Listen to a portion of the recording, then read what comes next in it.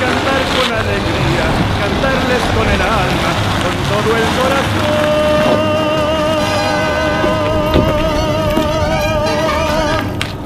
Un corazón mexicano lleno de...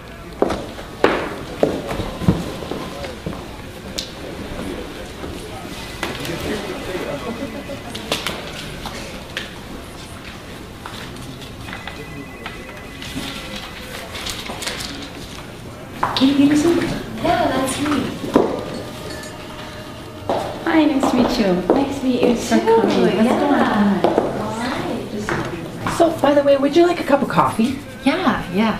Well, anyway, as you were asking, I do have a bachelor's degree, and I'm a major in movie critiquing. That's fantastic. And do you have any other work experience? Yeah, I actually worked at Orange Julius. Oh, that's nice. And I see you were fired. Why? Well, it was just because they didn't like me, and my boss and I clashed. I was pretty much never late, but I was always blamed for being late. And when I was let go, I just was super confused. Well, it's been really nice, and I appreciate your time. So we'll make our decision and get back to you. So thank you very much, and the door's that way. Bye now. Thank you so much. Bye. Have a nice day.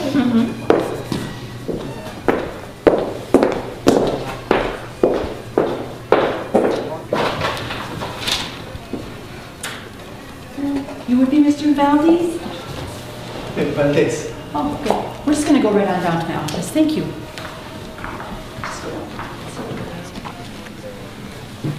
So, Mr. Valdez, how long have you been living in the United States? Well, I actually was born here in southern Minnesota. Oh, homegrown boy. I guess so. Well, let's take a look at your resume.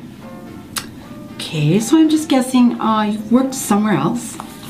Yes, I have worked at the University of Madrid for 20 years and also at St. Benedict's here in the area, but unfortunately the program was cut. Oh, really? I would have never guessed.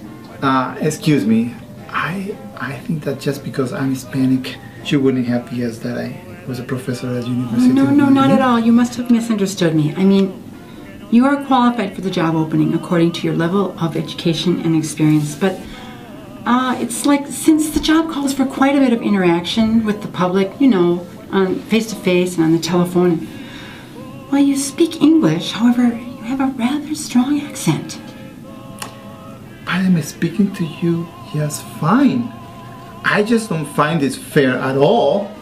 Just because I have an accent, I can't have this job? Whoa. Slow down, buddy. I didn't say anything like that. We'll make a decision and get back to you. Okay, thank you so much for coming. The door's that way. Thanks. Have a nice day. Bye.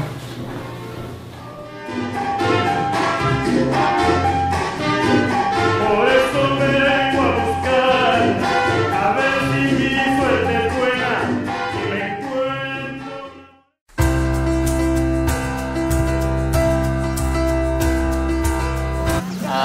Pengucilan orang dari suatu Menurut dalam pandangan saya diskriminasi itu merupakan suatu tindakan yang dapat menyakitkan martabat dan harga diri orang.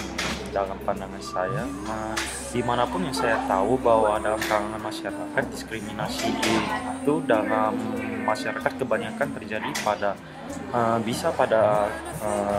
dalam sosioekonomi dan juga perbedaan gender. Dan menurut saya tindakan diskriminasi ini tidak boleh dilakukan terus. Itu dapat membuat seseorang tersakiti dan merasa tidak berharga dirinya. Jadi menurut gue diskriminasi itu adalah sebuah perilaku yang membedakan satu individu atau satu kelompok yang berdasarkan ras, agama, dan lain-lain. diskriminasi menurut saya adalah ketika seseorang itu dibedakan, dikucilkan dan diperlakukan secara tidak adil atas sesuatu yang tidak masuk akal ya, seperti misalnya warna kulit, agama, ras, mungkin asalnya latar belakang ke disabilitas, misalnya kalau orang cacat itu seperti apa, latar belakang keluarga, bahkan mungkin orientasi seksual ya. Nah, perilaku tersebut jelas adalah perilaku yang tidak benar dan harus dibasmi. Oke. Menurut saya diskriminasi itu kayak mengucilkan seseorang itu dari yang misalnya di sini mayoritasnya kayak gini, ya udah berarti itu yang di apa sih namanya, yang nggak dikucilkan itu jadi minoritas di suatu tempat itu yang dikucilkan. Hello friends, according to me, discrimination means to make distinction or to differentiate people or a group of people on basis of something. It may be sex or it may be gender, it may be culture or religion. In a way, it's the worst that can happen to an individual, or the worst that an individual can be treated. I think it's inhuman and it's a curse for the sufferer, and it's totally uncool. And I think we should maintain equality and save. Terdapat anggapan masyarakat bahwa adanya kelas sosial yang lebih tinggi dibandingkan kelas sosial yang lainnya, sehingga terjadi perbedaan perilaku terhadap sesama manusia, misalkan antara sesama suku, warga negara, agama, dan ekonomi. Contoh diskriminasi yang saya tahu itu ada di Amerika. Dulu waktu pada tahun 1960-an wanita nggak punya hak pilih, dan wanita pada saat itu udah boleh bekerja, namun terdapat perbedaan penghasilan dengan pria. Jadi penghasilan pria 63% lebih besar dibandingkan penghasilan wanita pada saat itu. Yang kedua, antara kulit hitam dengan kulit putih. Pada saat itu kulit putih mempunyai bisnis, dan yang berkulit hitam menjadi slavery. Terus mungkin yang terjadi di Indonesia, yang seperti yang kita tahu bahwa kaum Tionghoa di Indonesia tidak punya hak untuk memimpin. Jadi orang-orang di Indonesia masih pada ragu.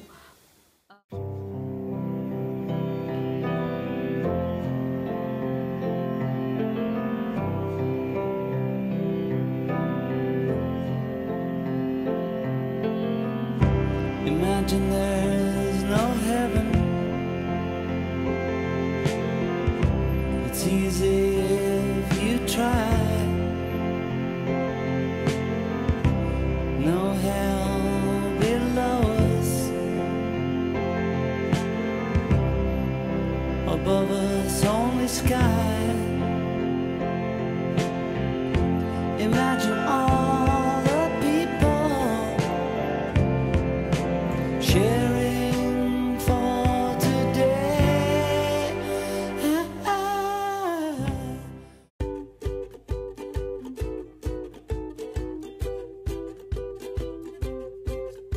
Diskriminasi itu adalah wujud perilaku, ya, wujud secara perilaku yang nampak dari adanya prasangka dan stereotip. Karena perempuan itu mendapatkan stereotip, pelabelan bahwa perempuan itu emosional, irasional, tidak sehingga dia tidak fisiknya lemah, sehingga dia dianggap tidak mampu bekerja dengan baik atau tidak produktif tadi. Itu adalah stereotip yang ada pada perempuan.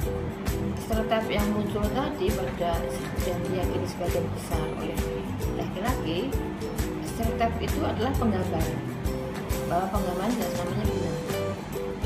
Dan di situ karena itu maka ada muncul prasangka, purbasangka atau prejudice tadi itu karena dasarnya adalah perempuan, bukan melihat satu orang perempuan, itu dia tidak, ya, karena dia irasional, karena dia emosional, tidak seperti laki-laki, maka dia tidak mampu. Itu adalah muncul, sehingga pandangan tersebut dari prasangka tadi maka memunculkan wujud nyata berupa diskriminasi.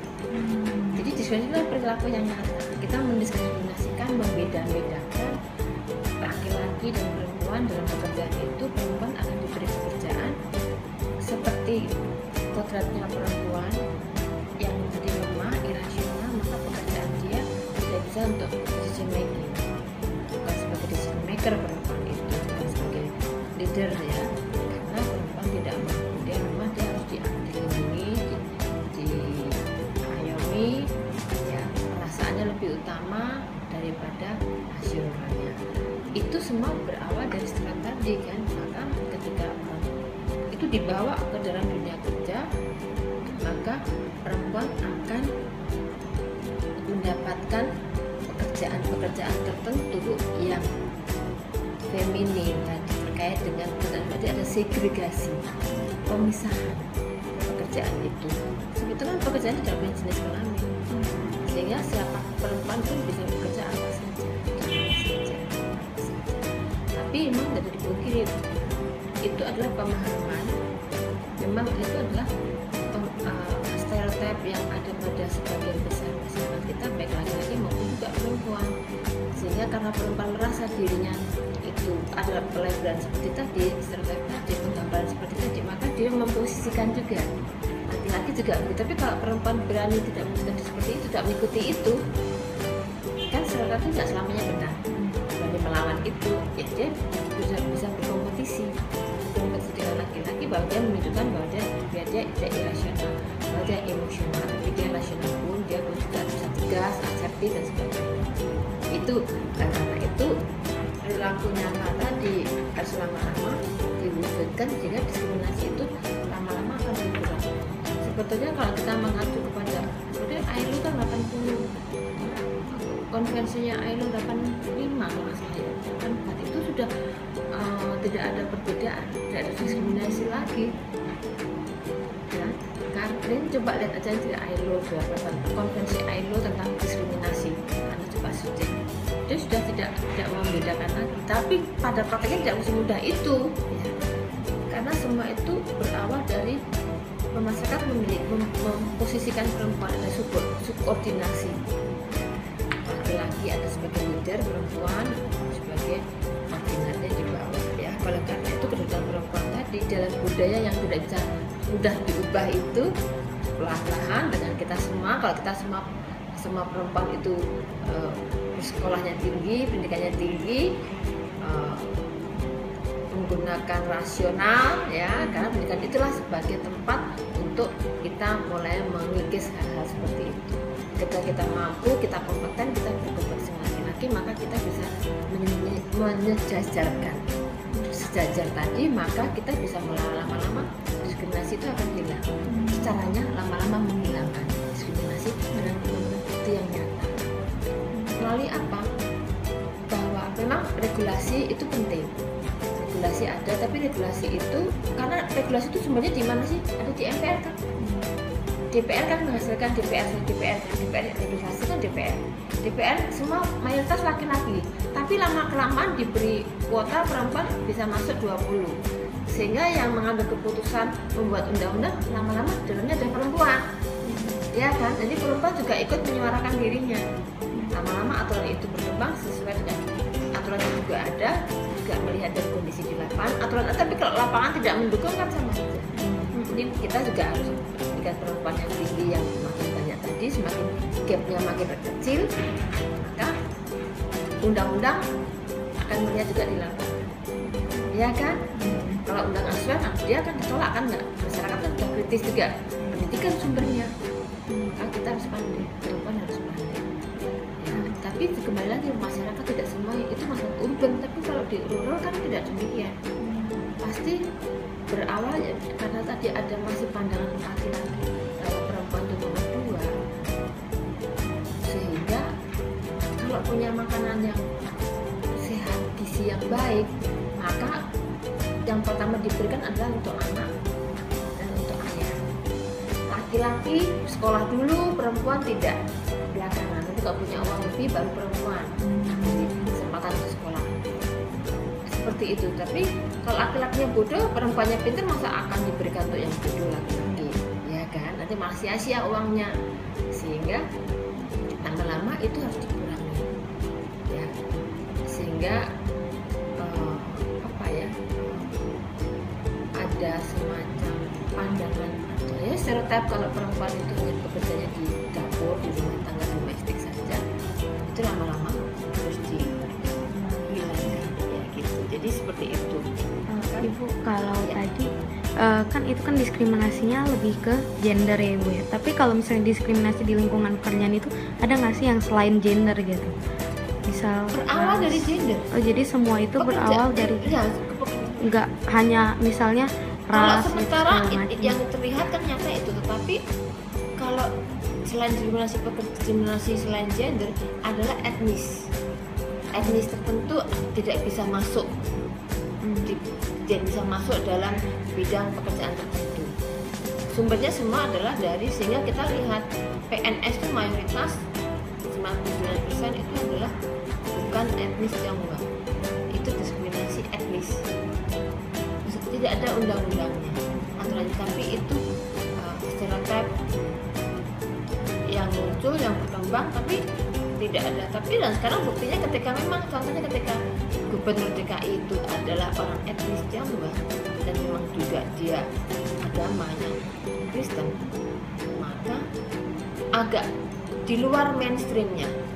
Harus utamanya kan selalu pribumi yang menjadi pejabat, karena dia itu sehingga selalu dia menjadi orang yang berani membongkar suatu kemapanan, ya, sehingga diskriminasi itu lama-lama akan mulai berkurang. Itu tadi berdasarkan selain gender juga adalah jenis kelaminnya, itu adalah dan jenis kelamin adalah juga etnis diskriminasi. Kalau dari sisi pendidikan tidak terjadi karena memang jarang pendidikannya itu sama-sama tinggi, ya bisa masuk. Kalau tinggi rendah otomatis lah. Tapi yang namanya diskriminasi itu dia punya kualifikasi yang sama, tapi dipilih berdasarkan apa tertentu. Gitu. Itu namanya. Sehingga yang dominan adalah memang gender maupun etnis.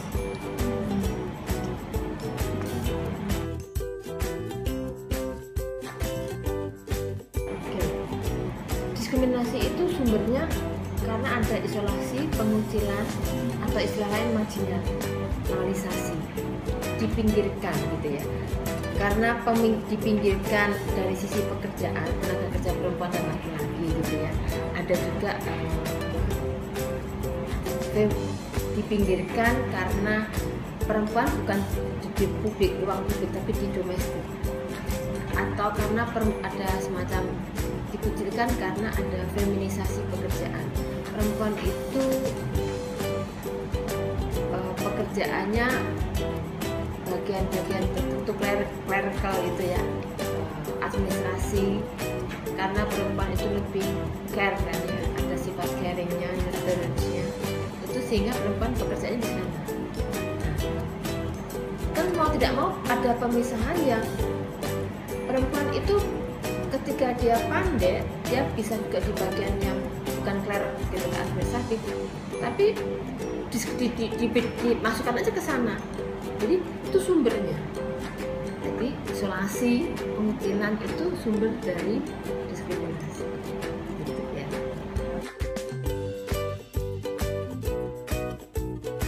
Jelas sekali, self esteemnya kan turun. Dia jangan tidak kompeten, evaluasi diri menjadi negatif. Kan self esteem itu kan adalah bagaimana seseorang menilai, evaluasi itu atas prestasi dia, keberhasilan, dianggap suatu kegagalan. Jadi secara yang utama secara psikologis self esteemnya akan turun. Itu secara psikologis dia akan menjadi merasa sosial relasinya juga menjadi tidak bagus. sosial juga dia menurun juga ya? Oke, iya pasti dia akan menarik diri. Ada ada isolasi, dia merasa terasing, terisolasi dengan teman-temannya, sehingga dia butuh penguatan. Jadi itu harus sangat tidak menyenangkan. Dampaknya lama-lama dia kan tidak nyaman ditinggal seperti itu, dia akan mundur, akan shine. Tapi tergantung juga pekerjaan itu memang bermanfaat atau sangat penting bagi dirinya, maka dia juga tidak akan semudah itu terus, tapi benar tidak nyaman.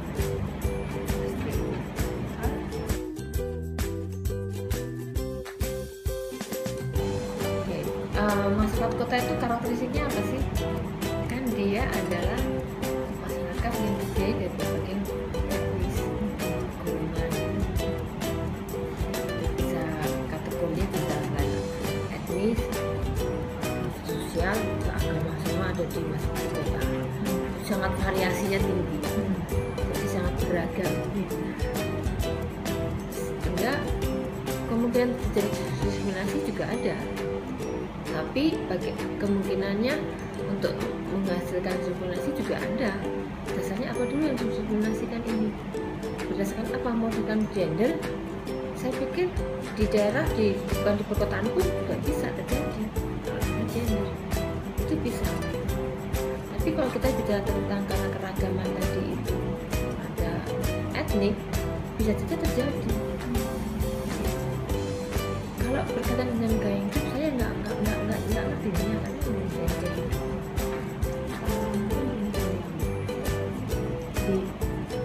Mungkin ambil contoh lingkungan saya misalnya Bu ya. Lingkungan saya itu rata-rata mayoritas Jawa Barat dan ibaratnya dari Jawa lah, dari dalam Jawa. Saat ada orang di luar Jawa mau masuk ke kelompok kita langsung, aduh dia kenapa sih harus masuk ke kelompok kita? Karena gaya hidup kita yang selama ini. Soal kamis apa yang dimaksud gaya hidup? Enggak, terus maaf saudara gue saya. Kenapa ya?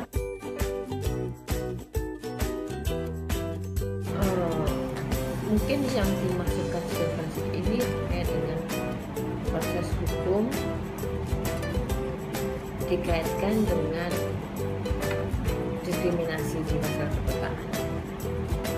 Masyarakat perkotaan itu kan masyarakat yang sangat keragamannya tinggi. Konsep keragaman yang tinggi dari sisi sosial ekonomi, ya, ada pendidikan, ada etnis,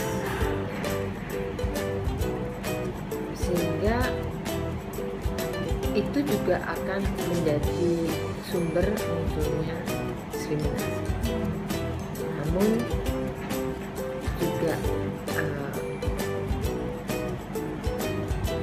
kalau kita lihat diskriminasi yang ada di perkotaan terjadi karena kan tadi ada kategorisasi pada orang-orang tertentu, di mana kasusnya seperti yang Kakak Amir tadi cerita tentang sekelompok anak akan menjadi dikecilkan, dia mendapat perlakuan yang berbeda. Diskriminasi kan itu, perlakuan yang berbeda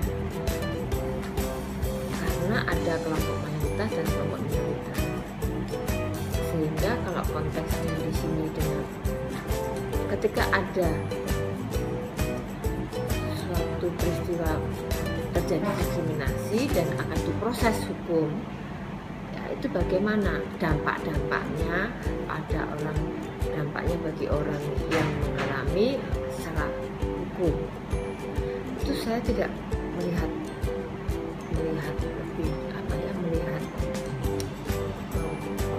kejadian-kejadian atau peristiwa yang pernah ada, karena memang ketika diskriminasi itu jarang ditindaklanjuti, ataupun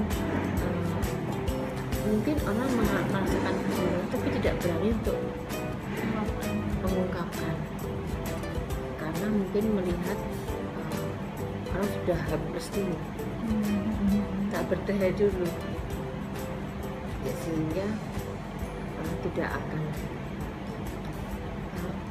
melaporkan, dan sehingga kita tidak melihat sisi proses hukum yang terjadi ketika orang mengalami diskriminasi.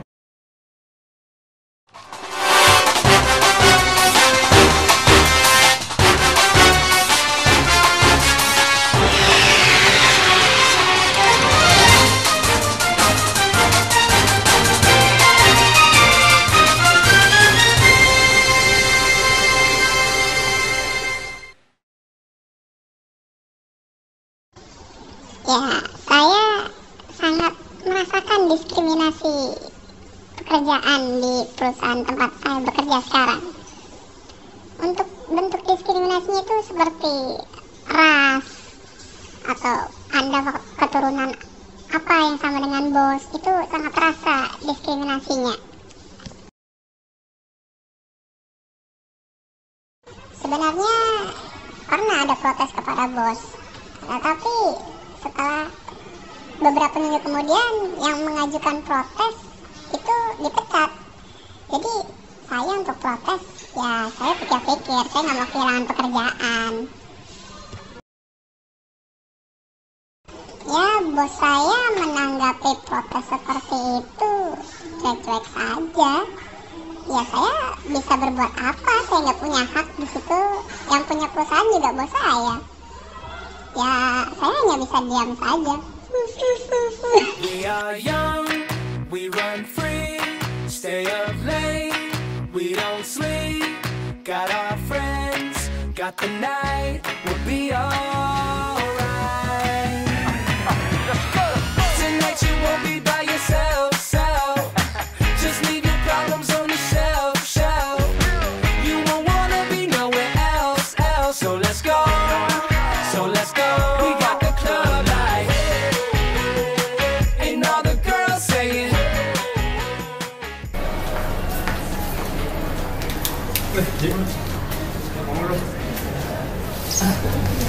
Jadi, lu kerja di mana sekarang? Gue lagi nganggur nih. Lo ada link kerjaan nggak? Kayaknya di kantor kita lagi butuh orang deh. Gitu kayaknya tuh. Lo coba aja di kantor gue, Cri. Kayaknya cocok deh. Boleh tuh kayaknya. Mumpung gue lagi bawa CV, kalau gue titipin ke lo, bisa nggak? Yaudah, lu serahin ke gue aja, ntar gue serahin ke HRD gue. Udah, ntar kabarin aja ya. Gue serahin note ke dia aja ya.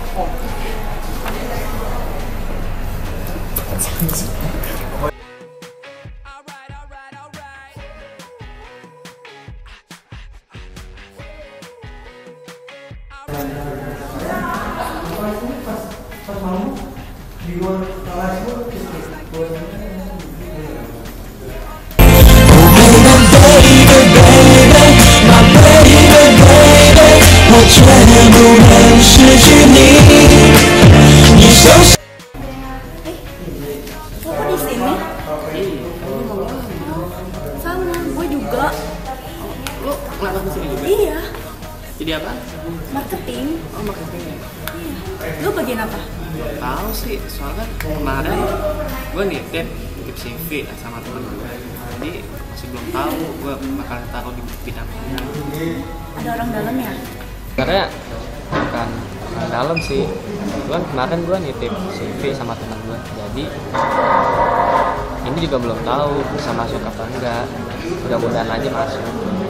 Amin, moga-moga kita diterima ya. Kok lama banget ya? Lu sih, ya silakan masuk.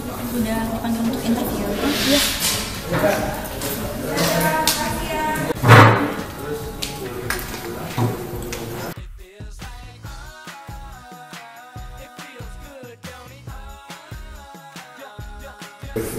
Oke, jadi kamu Lucy ya? Iya.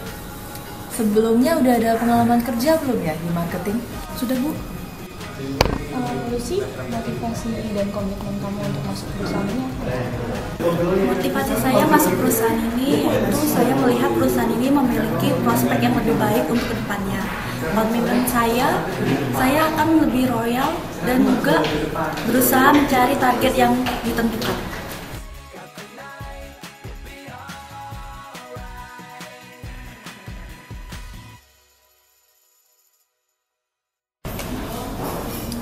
Fajri, silakan masuk.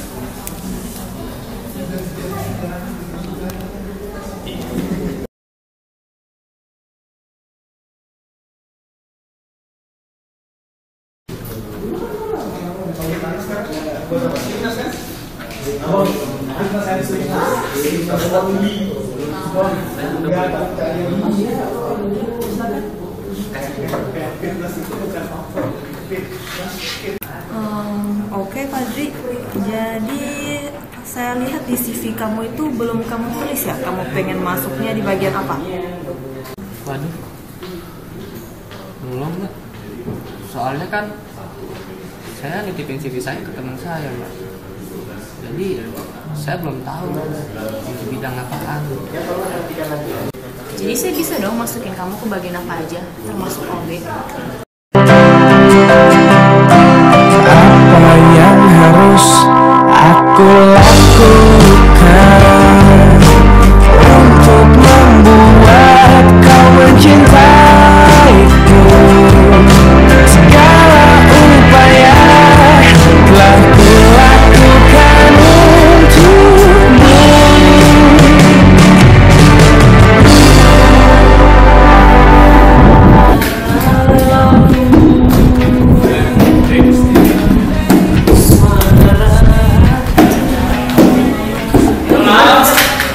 Kerja gimana? Tahu nih, gue panggil belum dapat jawaban diterima sih. Belum. Gue emang angkat teleponnya kapan? Di telepon dari kantornya kapan? Gue kan kerja telepon. Atau juga gampang masuknya. Kok bisa dah? Kok nggak masuk sih? Oh iya jelas lah. Kalau gue waktu itu nggak tahu hoki atau enggak. Ya gue nggak tahu sih, gue juga tinggal naruh tiba-tiba besoknya langsung telepon. Gue didiskriminasi nih. Ya udah deh, nanti gue bantuin, gue tanya ke perusahaan gimana kabarnya, gimana ya. Kenapa lo bisa nggak terima? Oke? Soalnya gue bakal bantuin. Gue kabarin ya. Oke.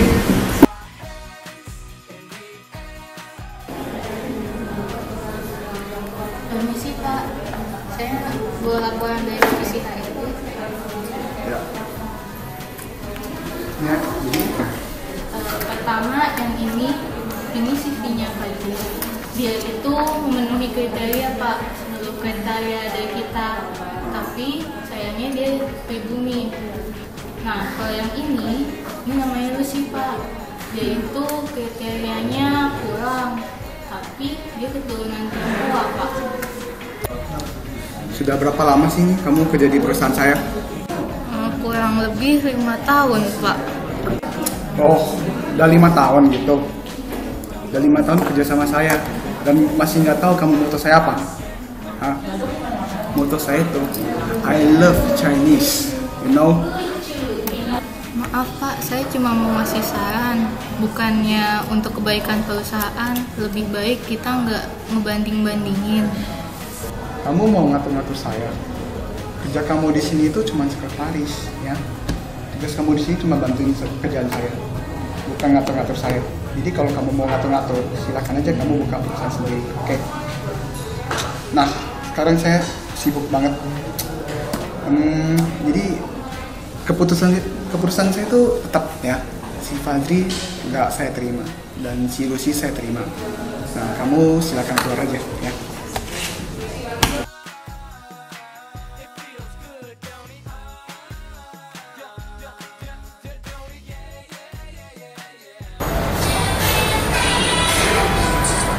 Halo? Iya Bu? Iya? Oh, saya diterima ya? Oh, iya Bu, besok udah mulai kerja? Iya. Iya. Iya, terima kasih ya Bu.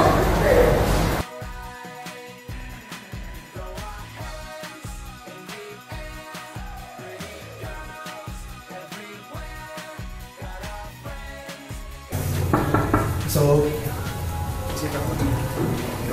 duduk. Ada apa ya Pak? Saya bertujuan mengangkat satu manajer baru di perusahaan saya.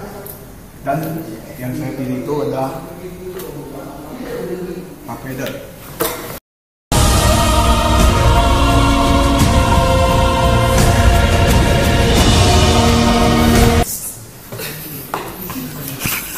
Nama Pak Peder. Ya udah deh, kamu keluar aja. Dari Pak, saya bisa kasih advice. Kamu sukses.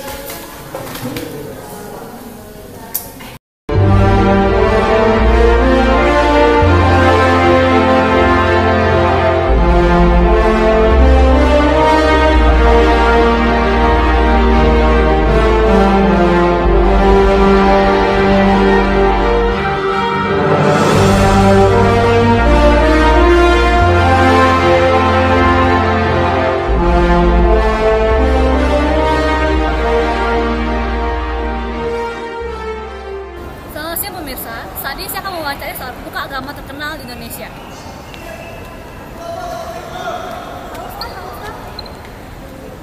Iya. Ya, Pak Ustaz, saya mau nanya tentang pendapat Pak Ustaz tentang job discrimination di Indonesia. Tentang pendiskriminasian sebuah pekerjaan, betul? Betul, Pak Ustaz. Iya. Jadi menurut saya jangan melihat sebuah pekerjaan dari kelaminnya, jangan melihat sebuah pekerjaan dari warna kulitnya. Misalnya adik warnanya putih, saya warnanya hitam, berarti kita Power Ranger. Kan begitu? Ya, benar sekali, Pak. Iya. Jadi dan juga jangan pernah kita melihat dia dari pendapatannya. Misalnya adik orang kaya, saya lebih kaya, itu kan tidak baik, itu kan melihat dari situ gitu kan. Betul? Jadi anggaplah semua orang sama karena memiliki kesempatan yang sama. Jadi diskriminasian dalam pekerjaan hukumnya haram. Haram.